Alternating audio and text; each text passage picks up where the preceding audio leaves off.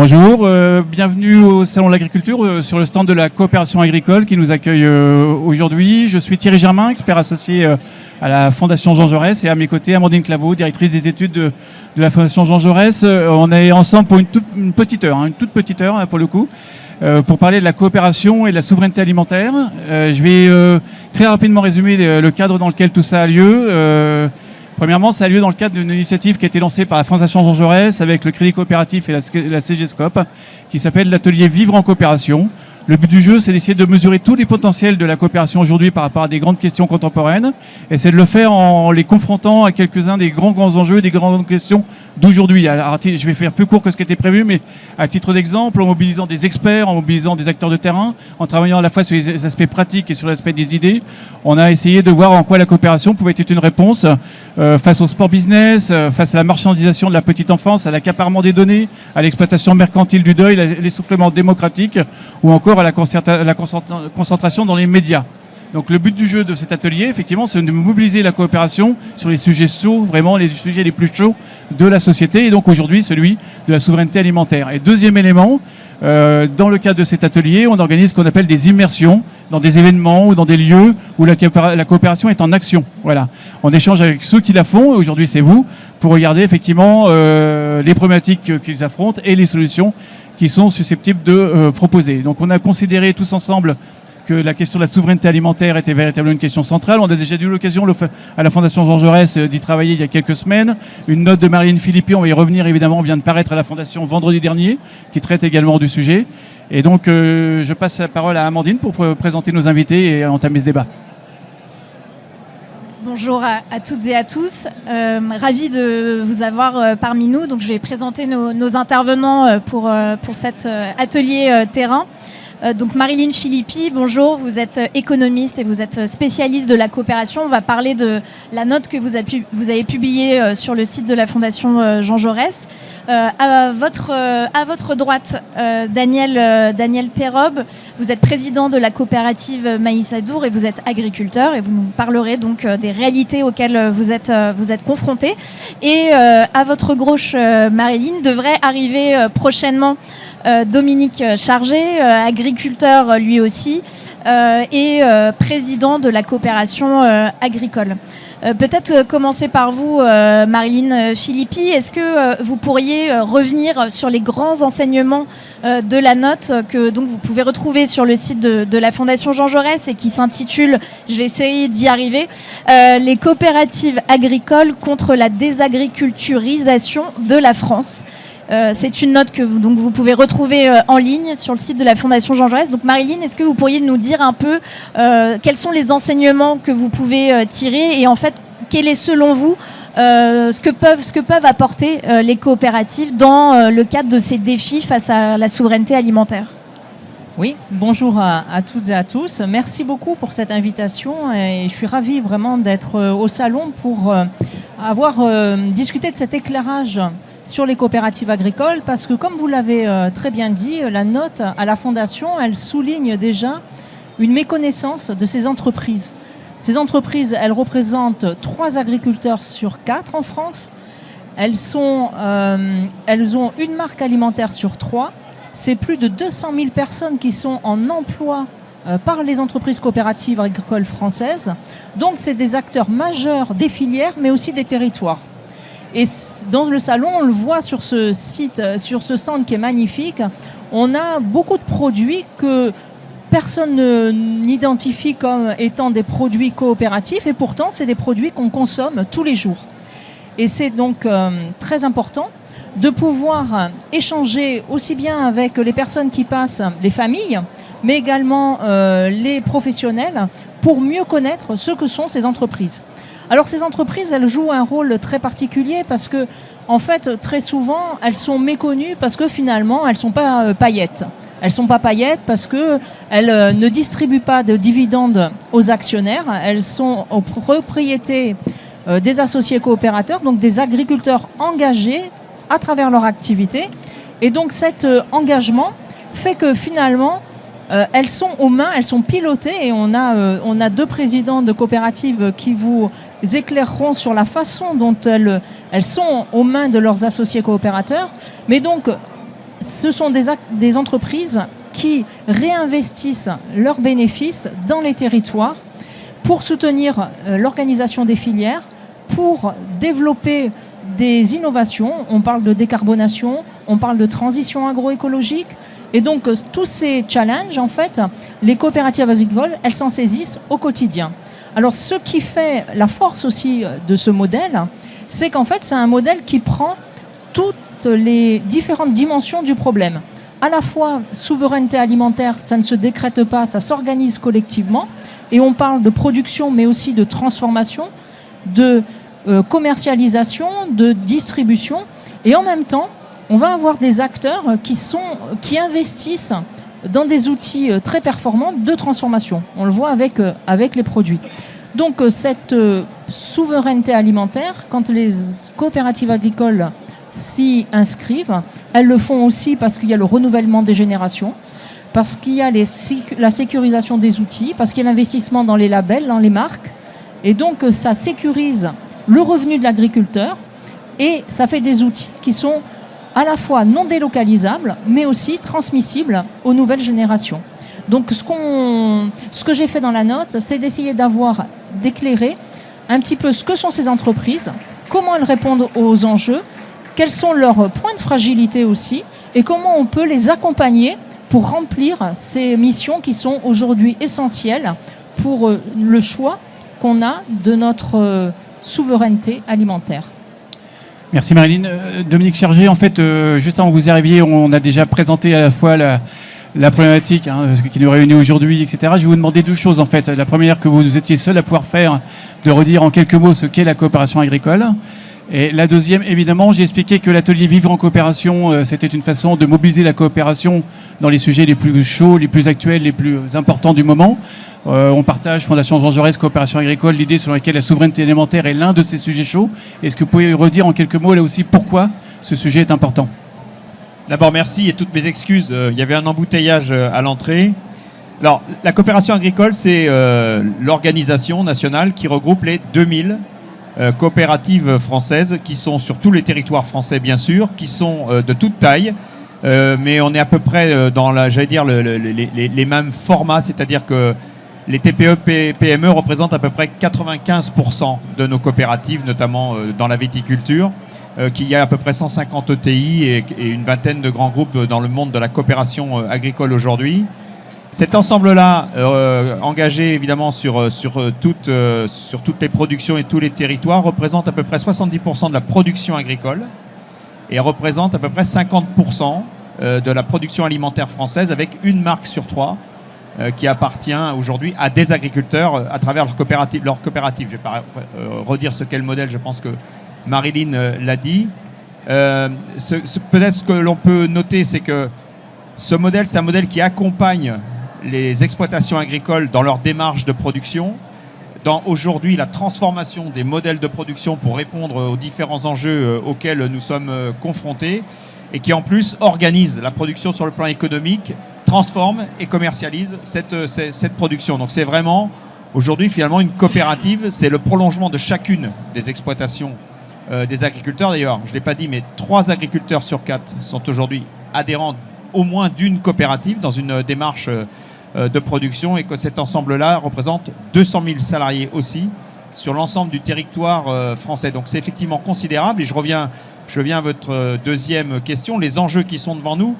Et finalement, c'est ceux qu'on connaît par ailleurs, c'est celui de la souveraineté alimentaire, de mettre en œuvre cette souveraineté alimentaire, et au regard de ce que nous sommes, du modèle que nous représentons, de notre lien au territoire, eh bien nous sommes les artisans de cette souveraineté alimentaire qui est aujourd'hui extrêmement fragile, puisque par rapport aux différents éléments que nous avons devant nous, on a plutôt une production qui diminue en France, une industrie qui s'affaiblit, et on a un besoin. Les quelques indicateurs qu'on a, c'est celui de la balance commerciale qui est sortie, la balance commerciale 2025 qui est sortie récemment, et qui montre qu'on est aujourd'hui dans une balance commerciale agricole et agroalimentaire qui tangente avec le zéro, alors qu'elle était encore de pratiquement 5 milliards l'année dernière, 10 milliards il y a 2 ans, et que c'était traditionnellement un sujet extrêmement important pour,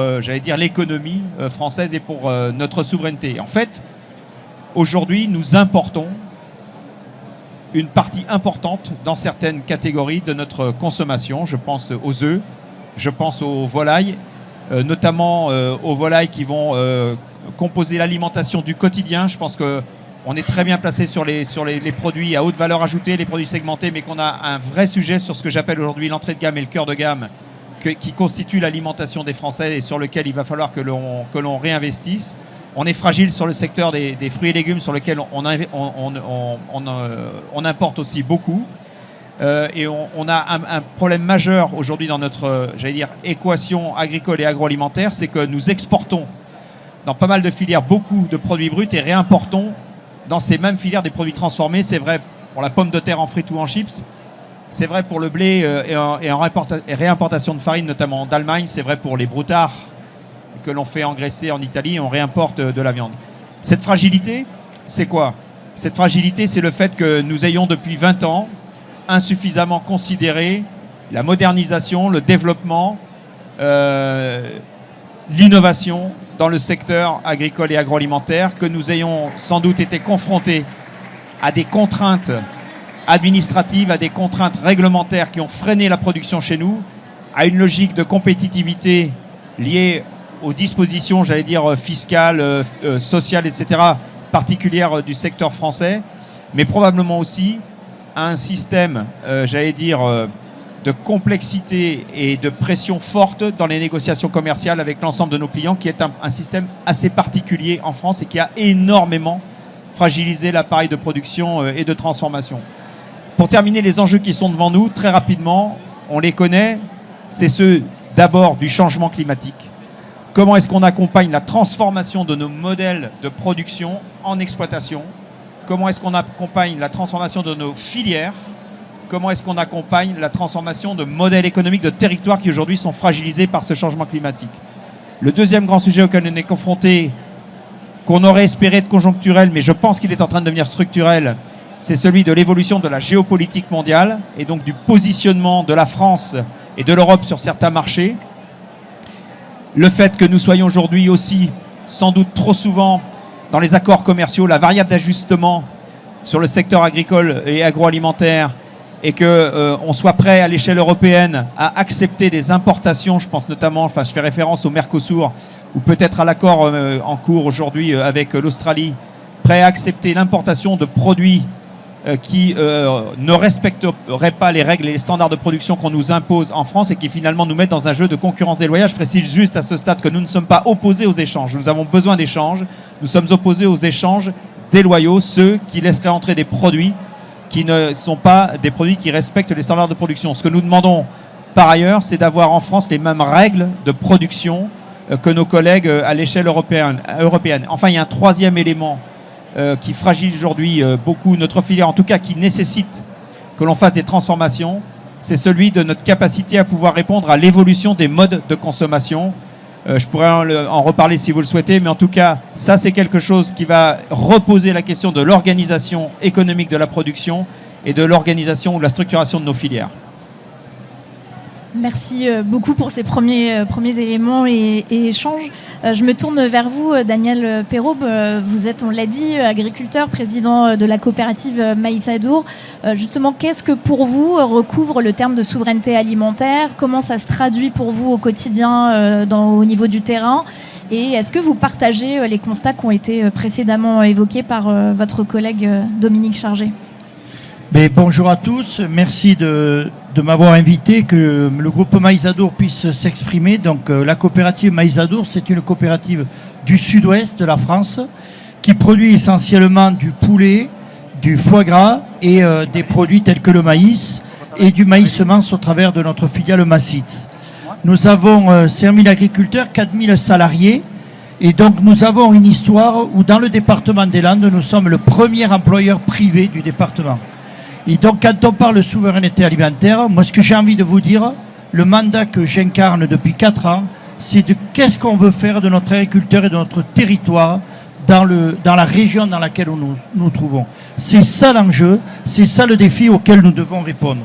Alors la souveraineté alimentaire, oui, c'est une formidable opportunité, surtout quand on se trouve à produire des productions sous signe de qualité que le consommateur choisit, que le consommateur et le citoyen souhaitent. Mais pour cela, comme l'a très bien expliqué Dominique, il faut qu'on ait des règles simples, des règles applicables immédiatement pour qu'on puisse réaliser et surmonter ces défis. Alors certes, nous en surmontons un bon point. Pour autant, nous avons des contraintes et moi je vais en citer quelques-unes. Sur cette création de valeur ajoutée que nous avons sur le territoire, aujourd'hui le département, dans tous les départements français, est régi sous un code qui est le PLUI. Une fois que le territoire est défini, comment se fait-il qu'on mette tant de temps pour définir une autorisation sur un droit d'installation d'un bâtiment d'élevage, de plan d'épatage, alors que les zones agricoles sont définies? On met autant de temps d'instruction, autant de temps qui alourdissent, qui nécessitent des études et qui viennent endiguer le projet d'un agriculteur, surtout d'un jeune agriculteur, où il a à ce moment-là besoin d'avoir un accompagnement, une immédiateté dans le projet pour le revenu et une immédiateté dans le projet pour cette dynamique dont nous avons besoin et dont nous portons. Alors au travers de la coopérative, on ne peut pas se substituer à ces organes de décision. Pour autant, on essaye de d'éplucher un certain nombre de ces dossiers, de ce travail, d'accompagner les agriculteurs sur la partie administrative, aussi avec les instances départementales, et de les accompagner sur les montages financiers et l'accompagnement financier. Mais la souveraineté, nous avons décidé de la vaincre, de s'en approprier et de faire en sorte qu'au travers de ce que nous produisons dans le département et dans notre région en grains, transformés dans des filières animales, parce que ce mix polyculture-élevage, pour nous, c'est le défi de demain, c'est cette agriculture régénératrice où les sols vont nourrir des animaux par le grain et les animaux nourrissent les hommes et nourrissent les sols à leur tour. Donc il y a une économie circulaire qui est formidable, que nous avons saisie, et avec tout cela, on doit être en mesure de relever ces défis. Et peut-être, du coup, pour compléter ce que vous avez évoqué, à la fois en matière de transition écologique, d'évolution géopolitique, ça a été dit, ou encore des évolutions des modes de consommation. Marilyn Filippi, je me retourne à nouveau vers vous. Comment vous voyez justement ce concept de souveraineté alimentaire au regard là, des défis qu'on a mentionnés, je le disais, au niveau international et au regard des enjeux dans la lutte contre le dérèglement climatique? Comment aujourd'hui cette notion-là est portée dans le débat public et quels travaux pourraient être mis en avant, vous êtes universitaire, qu'on pourrait mettre dans le cœur du débat public? Alors, merci. Ce qu'on voit, et je trouve que les interventions de Dominique Chargé et de Daniel Perrault soulignent bien la force du modèle concret, coopératif concret. C'est-à-dire qu'on a un problème de souveraineté, quelles sont les solutions qui peuvent émerger et comment on peut répondre concrètement à ces questions-là. La question aujourd'hui de la souveraineté, elle souligne la méconnaissance dans le débat public, finalement, des acteurs de la production, des acteurs de la distribution, de l'organisation, du déséquilibre des chaînes de valeur. On a des lois, on a eu Egalim, on a Egalim qui cherchent à rééquilibrer cette organisation, de donner une rémunération juste ou une juste rémunération aux producteurs, et on voit pour autant qu'on n'y arrive pas. Donc je pense que déjà, ce qui est important, c'est de pouvoir dialoguer, de pouvoir informer sur qu'est-ce que finalement la force du modèle agricole et du modèle coopératif dans cette question-là, qu'est-ce que ça peut apporter. Ça, c'est la première chose. La deuxième, et je pense que les trois défis nommés par Dominique sont tout à fait exacts, c'est-à-dire qu'on a à la fois le changement climatique, on a la concurrence déloyale et on a le changement de consommation.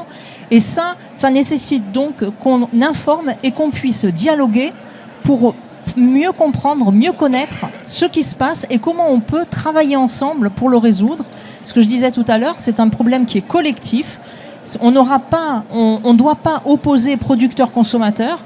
On doit prendre en considération qu'aujourd'hui, le consommateur a les moyens de, par son acte d'achat, privilégier des produits agricoles français. Et en même temps, effectivement, il y a une contrainte de revenus. Donc, comment on arrive à travailler tous ensemble pour pouvoir réconcilier ces acteurs sans les opposer, pour trouver, on sort des négociations commerciales qui sont toujours extrêmement difficiles et qui montrent qu'il y a des acteurs qui ont des stratégies de soutien et des acteurs qui peuvent déstabiliser par leur choix en important des produits, par exemple, qui ne respectent pas forcément les normes françaises. Donc, on a besoin aujourd'hui de se réapproprier et de discuter, de trouver des leviers pour travailler ensemble. Y compris, par exemple, si on regarde la restauration collective, on voit bien qu'on a une difficulté à pouvoir prendre en considération les contraintes des uns et des autres pour trouver des solutions qui soient concrètes et qui permettent de gagner en souveraineté et permettre aux agriculteurs d'être rémunérés justement. Merci Marilyn. Je vais revenir, en fait, je fais la précision parce que on s'adresse autant au public du Salon de l'Agriculture qu'au public de la Fondation Jean Jaurès, qui effectivement n'est pas forcément familier de ces questions agricoles, c'est important, et qui par ailleurs n'est pas totalement familier non plus de cette notion de souveraineté alimentaire qui a émergé ces dernières années, dont la coopération agricole s'est emparée assez tôt, qui rejoint un autre débat plus large, j'en sais bien, qui est celui de la souveraineté économique tout court. Donc voilà, nous, notre prisme, j'y insiste à nouveau, parce que je vais vous questionner à nouveau, Dominique Chergé, un peu dans le même esprit que tout à l'heure, mais c'est de vraiment avoir une lecture, comme vous l'avez déjà eu, très contemporaine par rapport au sujet du moment, de ce qui est caché finalement derrière la souveraineté alimentaire, de ce que voilà, vous avez parlé des questions de transition écologique, vous avez parlé des questions géopolitiques. Peut-être y a-t-il aussi 2-3 autres questions sur lesquelles on pourrait rebondir. Il y a l'insécurité alimentaire, qui est quelque chose qui préoccupe de plus en plus les Français. Il y a aussi la question, vous l'avez peu ou pas évoquée, Marilyn vient de le faire, Egalim, qui est celle des prix, du pouvoir d'achat tout simplement. C'est, même si vous répétez peut-être un tout petit peu, mais de redire effectivement quels sont ces sujets extrêmement chauds qui sont dissimulés derrière cette notion de souveraineté alimentaire. Non mais vous avez raison. D'abord, la souveraineté alimentaire, elle est indissociable de la souveraineté économique, énergétique, numérique, de toutes les souverainetés, parce que nous sommes dans un monde où la fragilisation, la vulnérabilisation de nos modèles, on l'a vu notamment au moment du Covid, pouvait nous mettre en grande difficulté et créer des ruptures. Et donc le problème, c'est qu'on n'a rien fait, ou pas grand-chose, qui inverse la tendance. J'allais dire bien au contraire, on a continué de dégrader notre appareil de production. Moi, je pense qu'il y a un dogme un peu originel, qui pour le coup, je pense, à la Fondation Jean Jaurès doit un petit peu parler, c'est celui du sens du droit de la concurrence. Le sens du droit de la concurrence, il a été inventé à un moment de notre histoire où nous avions besoin de développer de la production, à un moment où nous avions besoin de redonner du pouvoir, enfin donner du pouvoir d'achat par la baisse, j'allais dire, de la valeur et du prix des consommations les plus basiques pour permettre d'autres modes de consommation et pour faire en sorte, l'Europe a été construite après la guerre sur ce dogme du droit de la concurrence qui est exclusivement tourné vers le prix le plus bas pour le consommateur. Il est probable que ça ait eu un sens important pour faire le développement qu'on a eu en Europe. En revanche, comme toutes les grandes lois économiques, il y a un moment où les choses, où le dogme originel a atteint son objectif et où les choses s'inversent. Et c'est pareil pour la LME, j'y reviendrai. Ça veut dire qu'aujourd'hui, ce sens du droit de la concurrence, exclusivement tourné vers le prix le plus bas pour le consommateur, il est en train de tuer notre modèle économique et notre modèle social. Dans l'économie agricole et agroalimentaire, comme dans le reste, en fait. Pourquoi ? Parce qu'il favorise la concentration de tout ce qui va permettre de mettre la pression, une pression forte sur l'appareil de production d'une manière générale, au profit du prix le plus bas pour le consommateur. Le problème, c'est que quand on a épuisé l'appareil de production, eh bien, on revient à des importations et là, on fragilise forcément notre souveraineté. Et j'en veux pour preuve que lorsque je vais aller encore plus vite. Vous avez aujourd'hui 3 centrales d'achat en France qui représentent à peu près 85-90% de l'approvisionnement en grande surface, quand vous avez 20 000 entreprises.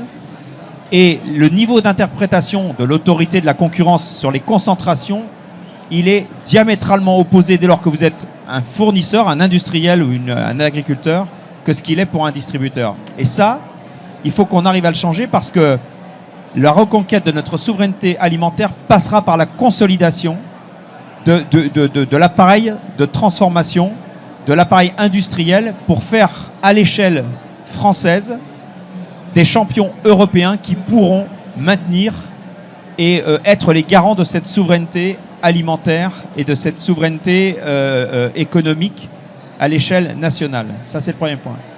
La LME, qui est finalement une espèce de transposition de ce dogme dans le droit français, a parfaitement fonctionné pour faire ce qu'on lui a demandé à partir de 2008-2009, c'est-à-dire corriger l'excès de l'époque d'avant, qui était celui des marges arrière.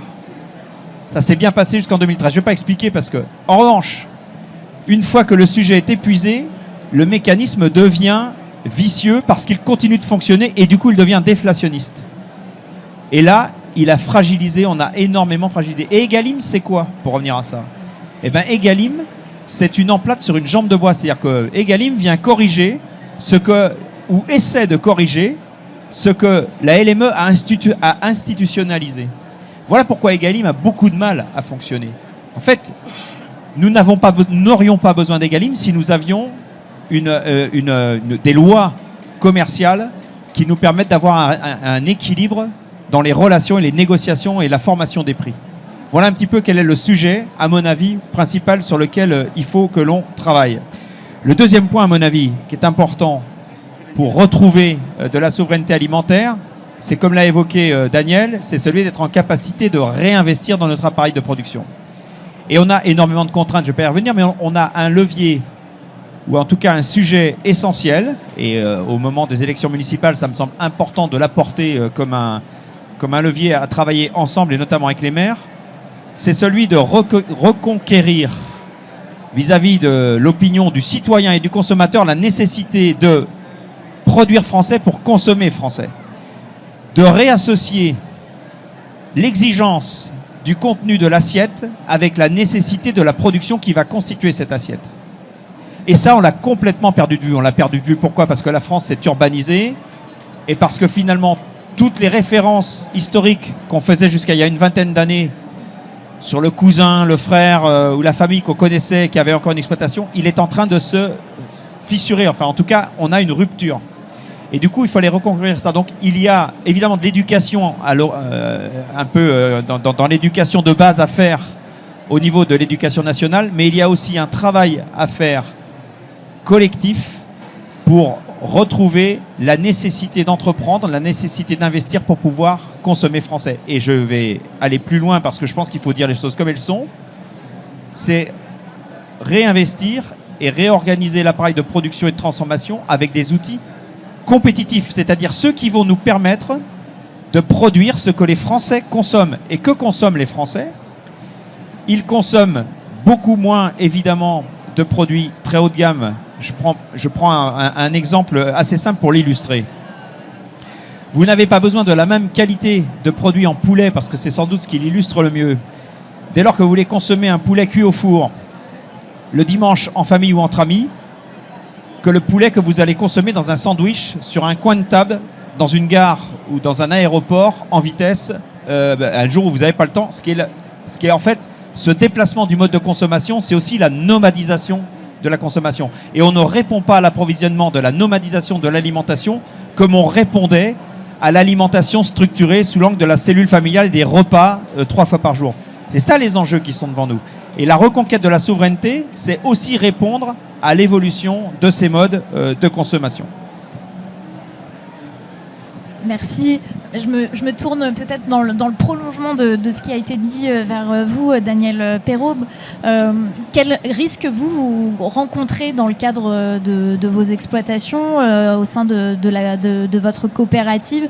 Quel risque vous identifiez face à la transition, à la souveraineté alimentaire, Et peut-être pour commencer un peu à esquisser la dernière partie de notre échange, les solutions coopératives en fait que vous pourriez mettre en place, ou en tout cas les leviers que vous pourriez mobiliser pour essayer justement de relever ce défi de la souveraineté alimentaire. Alors d'abord un exemple. Dominique vient de présenter les difficultés d'accords commerciaux. Un éleveur qui investit dans un bâtiment, aujourd'hui il investit pour 15 ans. Nos accords avec la grande distribution, ils sont remis en cause chaque année. Donc comment voulez-vous asseoir un PLT, on appelle un plan de financement sur 15 ans, quand vous savez que chaque année, vous ne connaissez pas votre prix et c'est remis en question. Moi, je crois que déjà là, il faudrait qu'on ait des choses qui s'établissent sur 3 à 5 ans. Alors, la coopérative, c'est là où elle vient en réponse. Parce qu'elle vient apporter une réponse sur le moyen long terme dans ces exploitations-là. Mais ce qu'il faut comprendre derrière, c'est que pour répondre à cela, eh bien, il faut une mutualisation. Et nos agriculteurs, parfois, eh bien, ils contestent un peu la mutualisation parce qu'elle confisque de la valeur qu'il pourrait être emportée en totalité aux producteurs. Mais la mutualisation, c'est ça. C'est prendre en haut pour redistribuer en bas. Moi, c'est ce que je fais au travers de la filière volaille, par des caisses de mutualisation. Quand vous avez une tempête, quand vous avez un coup de chaleur, quand vous avez un retard suite à des mises en place, on accompagne les producteurs pour qu'ils aient une sécurisation et une régularisation de revenus. C'est ça qu'on construit, c'est ça le rôle de la coopérative. Alors, quand tout va bien, on ne voit pas ces atouts-là. Donc on dit, ouais, bon, écoutez, il faut redistribuer différemment.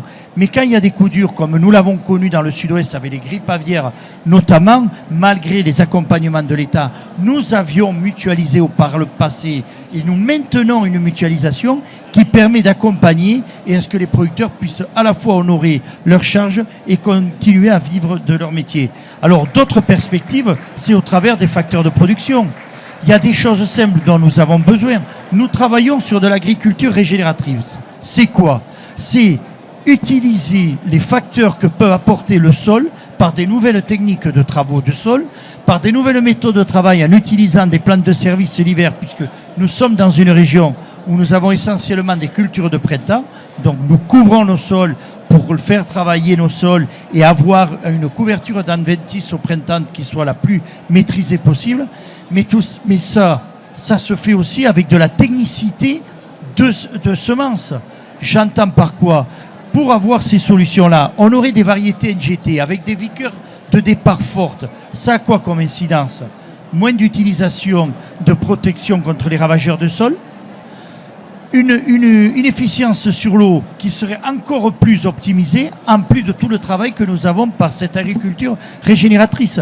Donc, il faut absolument dépasser cela par des autorisations et des capacités de travaux techniques et de capacités de production, la capacité à stocker l'eau et à la réutiliser l'été.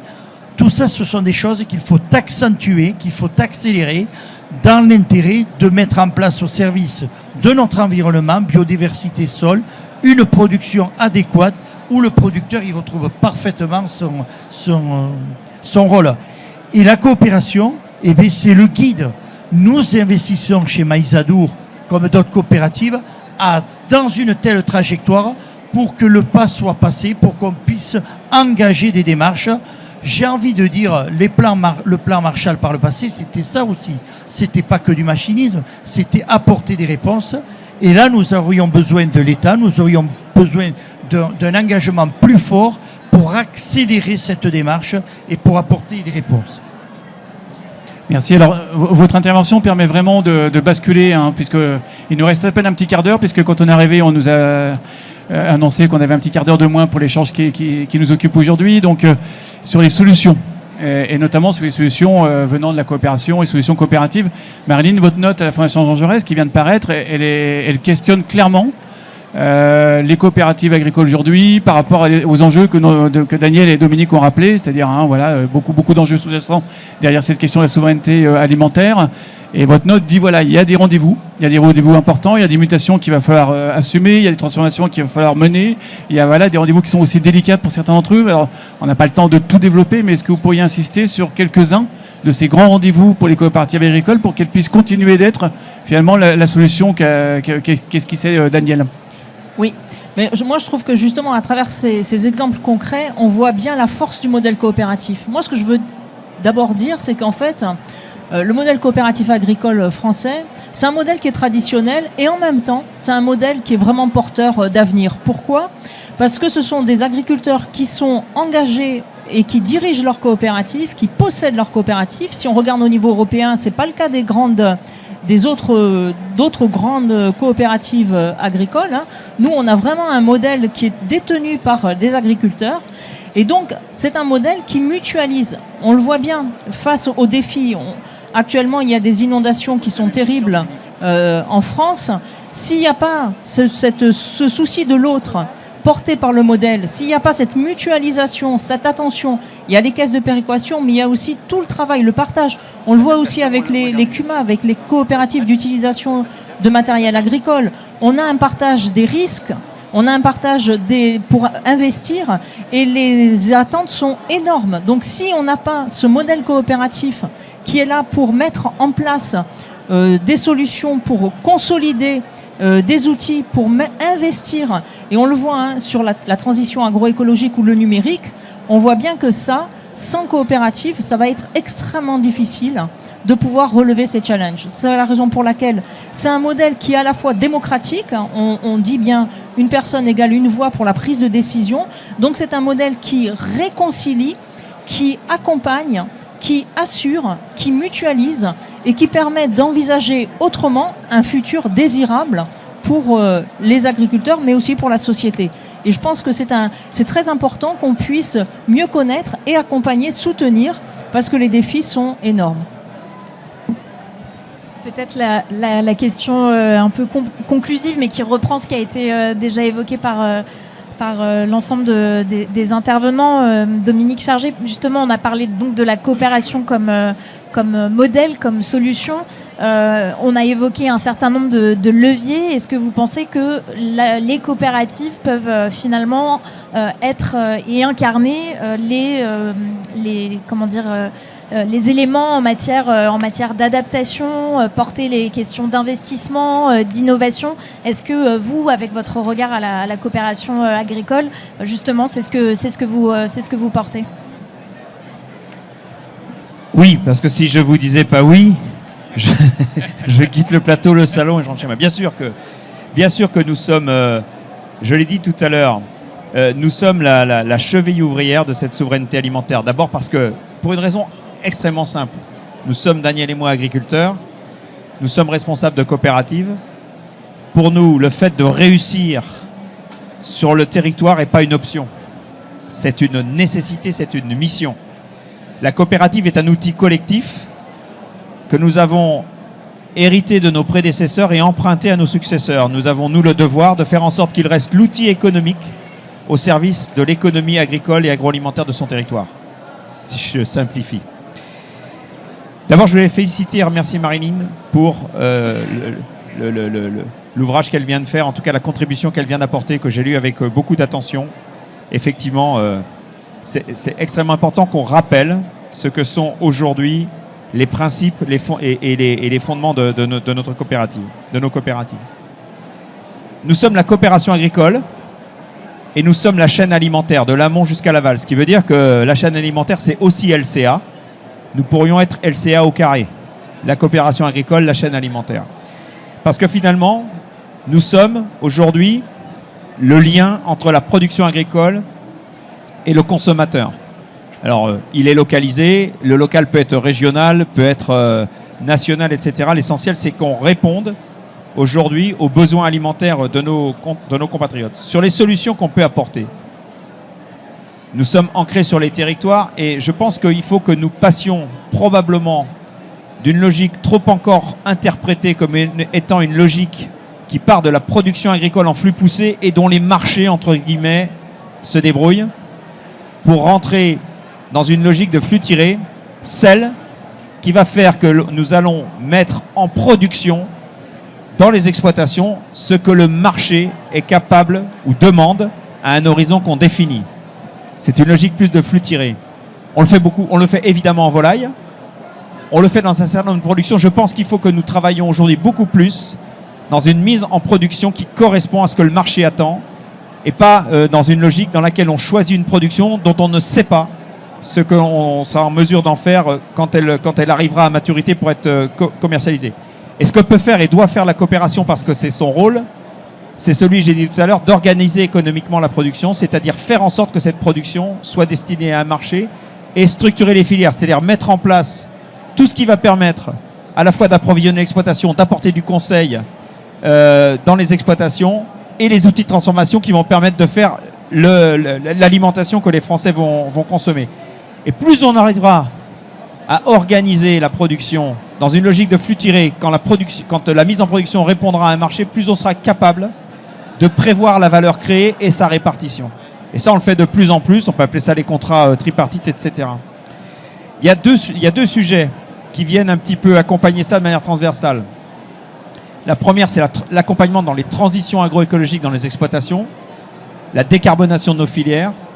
Et la deuxième, c'est nous sommes avec du vivant et nous sommes évidemment pas à l'abri de crise. Et nous devons aussi avoir dans nos organisations, Daniel en a parlé, des leviers d'amortissement de crise. Alors il y en a plein qui existent, mais en tout cas ça fait aussi partie de nos missions. Quand on a pris, j'allais dire, une déconsommation des productions bio et labels en 2023 suite à la crise du pouvoir d'achat, il a fallu accompagner ces exploitations-là pour qu'elles puissent tenir le coup. Alors on a aujourd'hui les conférences de la souveraineté alimentaire que la ministre a mises en place et qui arrivent à leur première phase de conclusion après un exercice de rencontre nationale. Et nous en attendons beaucoup, nous y sommes beaucoup investis parce que pour nous, le diagnostic à poser et les orientations à donner sont majeurs et on va maintenant avoir une déclinaison dans les territoires dans lesquels on va s'investir. Et ce que nous attendons de ces conférences de la souveraineté, c'est qu'elles donnent bien à la fois la trajectoire et les investissements à réaliser, à la fois dans les exploitations et dans les coopératives, pour reconquérir cette souveraineté et apporter des solutions, comme je disais tout à l'heure, en transformation de modèles économiques, d'exploitation, de filières et de territoires. Oui, merci beaucoup à tous les trois. Juste pour dire qu'on était au cœur du sujet qui nous occupe, immersion dans un univers coopératif pour regarder ce que la coopération est capable de faire. C'est un travail qu'on a déjà fait sur la souveraineté alimentaire il y a quelques mois et je vous propose qu'on continue et qu'on ne lâche pas l'affaire, pas plus aujourd'hui que plus tard. Merci beaucoup.